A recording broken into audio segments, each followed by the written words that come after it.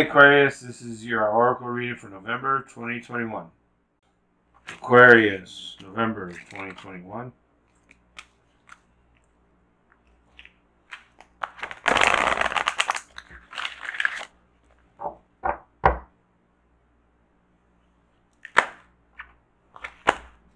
Owl, we're seeing wise action. Wise seeing, wise action. Divination of the Ancients message for Aquarius, November of 2021.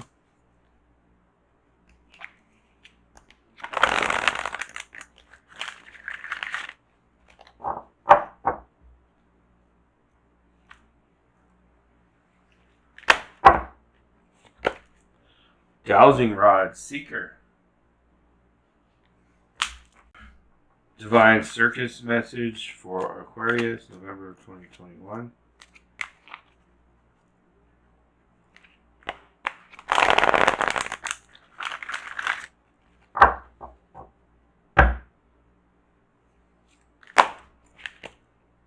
Sacred Foal. Sacred Rebels message for Aquarius, November of 2021.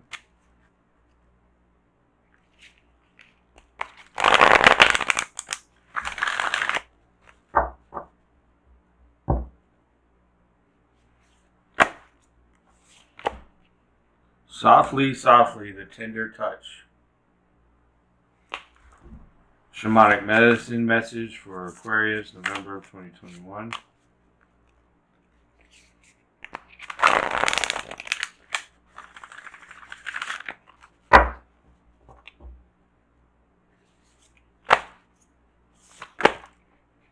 Lower World Past. Mystical Shaman message for Aquarius, November 2021.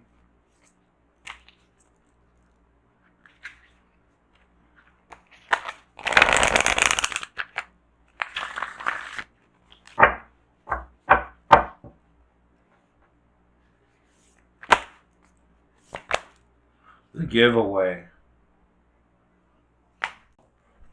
Owl, wise seeing, wise action. Silent winged and wise, all-seeing creature of the night. Show me the way, I will follow you in flight. Owls have for thousands of years been part of folklore and have been considered a special or sacred animal, with their huge forward-facing eyes and otherworldly appearance. They have been seen as both wise and as harbingers of the supernatural. There are many hundreds of species of owls, and almost all are nocturnal and carnivorous. Interestingly, they all have special designed feathers that enable them to fly silently at night, giving them an incredible hunting advantage, sort of like having a stealth mode. Many deities were said to be able to change into owls, and perhaps the most famous was the Greek goddess Athena, who was famous for her strategy and intelligence. To this very day, the capital city of Greece, Athens, has Athena's owl as its symbol. Should the hooting owl come looking for you this Halloween, it indicates the need for wise counsel or further information before you make a decision. Consider action is warranted. Think before you act emotionally and ensure you think strategically, not impulsively. So even if since this is November, this would be after Halloween, it would still apply.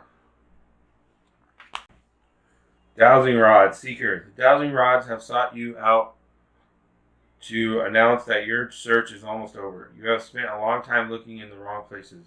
Now is the moment to sense through your heart, using the natural elements as your guide. Doing so will point you in the right direction. Walk your path of destiny, aware of the signs and the flow of water beneath your feet. In the depths of the earth, create no attachments to the paths of others, for they may lead you to far more barren lands. You seek your path, and they seek theirs. Nature will guide you, so get out in it and seek out the watering holes, the streams and rivers, and find what you need in their reflections. I seek it here, I seek it well, but still I ask, where doth it dwell? The answer I find is flowing within and all around me. The streams and lakes manifest all I can be. Seek and you will find. Don't give up, you're almost there. Time to step into your destiny. A lost item will soon be found. You found the information you've been looking for. reconciliation and reunion bring great joy. Over 8,000 years ago, on the walls of North Africa's Tassili caves, ancient tribesmen painted murals of a dowser holding a forked branch as he searched for water. In Egyptian art, pharaohs are also seen holding devices that resemble dowsing tools. In the biblical story, Moses used the rod given him by God to locate and bring forth water. Sacred Fool. Imagine a life free from concern about opinions of other people, and a life where you feel brave enough, free enough, trusting enough, and to play the fool, to make a choice even if it seems illogical, unreasonable, daring, or downright foolish. Cast aside sensible opinions and poker faces. The Sacred Fool invites you to live unafraid, to take a risk and step away from the confines of what seems sensible and logical in life. There's much to be said for common sense, practicality, and a grounded approach, especially with spiritual matters and creating a life that fulfills your dreams. But if you're really going to live, love, thrive, and create this lifetime to be original, then you are also going to need to be willing to run the risk of being seen to be the fool. Some people will call you stupid, naive, foolish, and delusional if you dare to dream and follow that dream in all the ways you can possibly imagine. If you refuse to give up, even if others tell you that if it hasn't happened by now, it's never going to happen, then they might say you are a child, silly, disconnected from the idea of the real world. Don't listen to those voices. They don't understand that the power of the fool is truth. In the court, the fool was the one the king would trust and ask for advice. Why? Because he was allowed to speak the truth where others would try to make politically smart choices to win them power. The fool just called the spade a spade. When the fool in you speaks, it's to tell you something true. It might seem inconvenient, frightening, or exciting. It might turn your world upside down or inspire you with greater happiness and faith. It's not your job to reason in a way or say that it's too difficult or dangerous or potentially deluded to act upon that truth. It's your job to remember that the game of life can only be won if you are willing to take the risk and play it. So when the Sacred Fool is part of your reading, listen up, take a chance, take a risk, and forget about what other people think. Instead, listen to yourself and live true. Alright, the first part of the reading is the foundation, supportive energies, grounding, guidance, angels, messages, whatever for you this would be, and what you believe in. So you have the owl, wise seeing, wise action, being a seeker with some kind of tools to guide you, whether that's dowsing rods or some other techniques or spiritual tools you have. And take the risk and be the spiritual fool and say, I don't care. Or sacred fool. I'm going to do what I know what I'm going to follow the owl. Even if you're like, why are you following the owl? He's probably just going to go get some mice. No, the owl is showing me the way with as a seeker to be who I'm really supposed to be. Softly, softly, the tender touch. The feminine wisdom of gentleness can assist you now. When we are at a point in life where we want to attain greater things, but don't necessarily have a proportionally greater supply of energy at our disposal. It's time to work smarter rather than harder. This is the way of feminine wisdom. However, a cultural ignorance of the feminine way currently prevails. We are generally taught that the more force we use, the more we try to make things happen, the more we will achieve. The feminine way is not about force, nor is it about driving, striving, pushing, or grabbing at what we can in order to create. It is about inviting that what we wish for to come into the space we have provided it for, internally and in our lives. This method cultivates more energy, causes less stress, and attracts what it desires, or what is desired. It is manifestation by invitation rather than by will or force. There is an old story that the sun and the wind were debating about who was more powerful. After boasting about their prowess, they made a wager. A man walked down the street with a coat on. The wind and the sun decided that whoever could force the coat off the man was the most powerful. The wind began demonstrating its impressive power. It blew and caught underneath the coat, pulling it and nearly ripping it right off the man. But the man wrapped his coat around himself wrapped around himself more tightly to protect himself against the forces of the wind. Eventually, perhaps temporarily out of puff, the wind gave up. The sun took over. He shone down He shined down, becoming brighter and brighter until the man slipped off his coat, slung it over his shoulder, and walked down the street, possibly wondering what was happening with the weather that day. The wind attempted to do by force what the sun was unable, or the wind attempted to do by force what the sun was able to do by just being. You are being asked to surrender your forcefulness, your determination, and your intense activity, even if it is just for this moment. Does this mean that you have to surrender the goals you were chasing through those endeavors? Certainly not. This is not about letting go of achievement. It's about understanding the process of manifestation in a more intelligent way. There's a way of creating that gives you energy and doesn't leave you utterly worn out. It is about allowing what you want to come to you. Be yourself absolutely, naturally, and with ease. Shine your light and allow your presence to invite that which you wish to receive. It is about cultivating an energetic affinity with what you seek, rather than feeling a lack and need. Do you see the subtle but important difference? To feel that you are already a natural, abundant being who gratefully invites more of what you want into your life is rather different to feeling lack, fear, and wishing your world would change. It is a bit like dressing for the job you want, even if it is not yet the job you have. You energetically embody what you wish to attract more into your life. Like attracts like. This oracle brings you a message. You don't need to push quite so hard to receive what is naturally coming to you. Your push comes from a place of uncertainty over whether or not you will succeed. You need to relax and have more faith in yourself. All things come in time, rightfully and according to a great, loving wisdom. You are not immune to this. You shall have your time and shine too. Rebel against any voice of fear within you or around you that tells you otherwise. It is okay to become softer, to feel the energy of what you wish to attract into your life, and to act as much as you can as though it is already there that way. You are not fantasizing or daydreaming or failing to live in the real world if you do this. You are actually working with the feminine art of manifestation through gentle gentle beingness and attraction. As you soften into becoming what you are seeking, what you wish for will not be able to resist your shining, inviting presence. This oracle also comes with a special message that you have been working very, very hard. You have learned much and accomplished much, but it is now time to change your approach. Let go of any force in your approach to creation now. Everything serves a purpose, and learning the benefits and limitations of the more forceful way of manifestation through effort and willpower was a useful lesson. However, if you were to continue with that approach, it would stop working for you, because you are now beginning to create on a far grander scale as beyond what an individual can manifest through willpower alone. You are individually creating through your healing and art, but also contributing globally to new consciousness through your own spiritual growth. You are a part of global healing manifestation process. You are, through your way of being in the world, helping to birth a new awareness. This new way will heal the human heart and bring it back into balance with nature. This is essential for the human soul to survive, flourish, and to cooperatively nurture the earth rather than destroy her natural resources. You may or may not be consciously aware of the extent to which this new way of manifesting through receiving rather than taking can actually help all of humanity. But nonetheless, it is playing an important role in greater human evolution.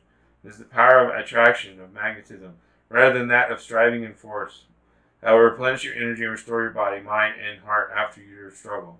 This change and approach will encourage the shift from head to heart that is essential for your individual well-being and for the greater human evolution. You need to heal so that you can help the world to heal. Does this give you absolute permission now, in your own mind, to take an easier approach to your sacred, rebellious, creative manifestation? Lower world, past. You have avoided the lower world, and you're on your own past out of fear and misperception. This is not a place of hellish darkness, but somewhere that must be explored if you wish to become acquainted with the oldest part of your soul and move beyond the things that hold you back. Your thoughts and ideas are imprinted in the lower world, and once there, you can access the roots of your innermost feelings. Lower world cards invites you to retrieve your lost power. Hear the rattles shake and the drums beat, and dance your way to the trunk of the cosmic world tree. Seek guidance from the ancestors and the nature spirits that reside there.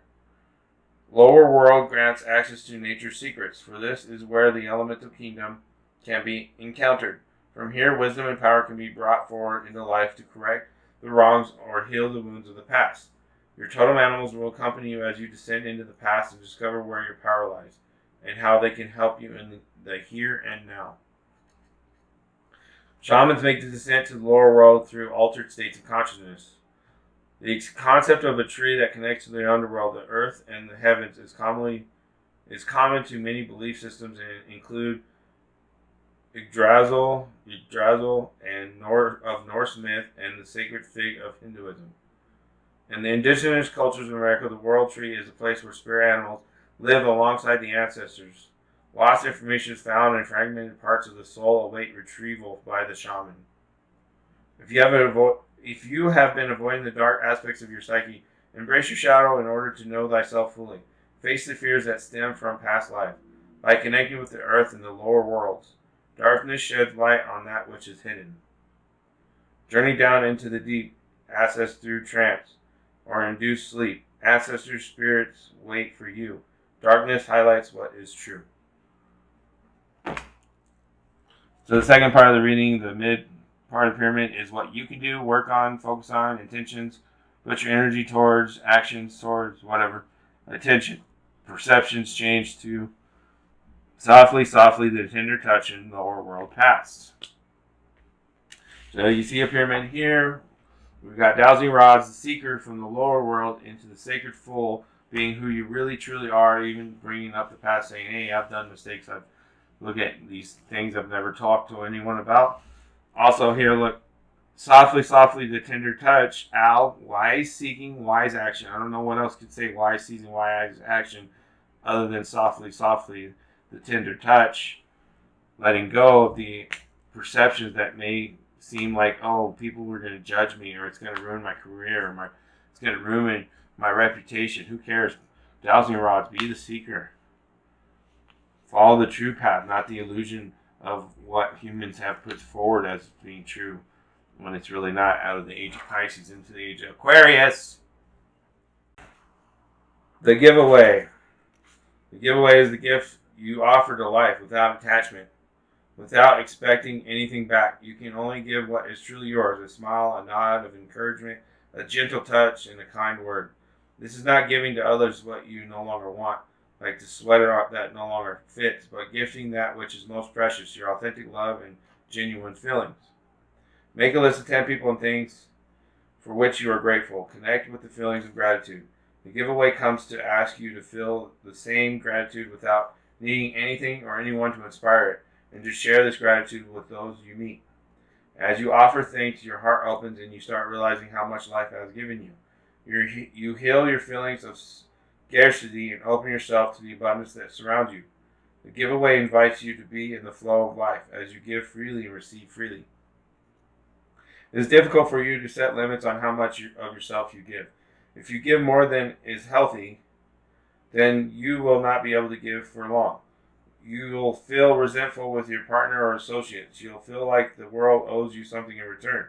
Notice if you give for any reason other than pure generosity, are you trying to be liked or accepted? Are you hoping to heal an old wound?